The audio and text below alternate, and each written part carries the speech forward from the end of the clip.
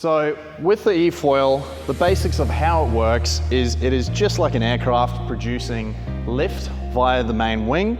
The wing produces lift underneath the water in the same way as an aircraft. So bearing that in mind, your wing under the water, as you accelerate with your trigger on your remote, it's going to begin to create lift and pop you out the water into basically a foiling, or should you say flying position. As you start flying, you're going to want to move your weight towards the front of the board in order to keep the nose down. So the more you accelerate and the faster you go, the board is actually going to start tilting backwards, and based on the amount of torque that's coming out of the prop.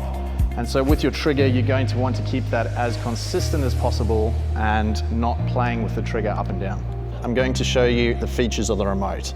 Turn the remote on by holding in the power switch until the Waydoo logo illuminates. After you have paired the remote, it will automatically connect on the next time.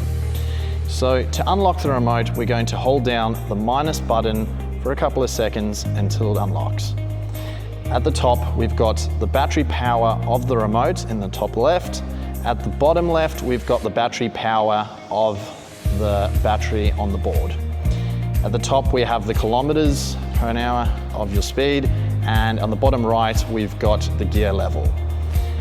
The remote will automatically lock after a couple of seconds, or if you fall inside the water, so just remember to unlock it by holding the minus button down. The two buttons at the bottom are your minus and plus for gears. So to increase your gear, you're going to push the plus, and to decrease your gear, you're going to decrease. And then on the back of the remote, we have our trigger.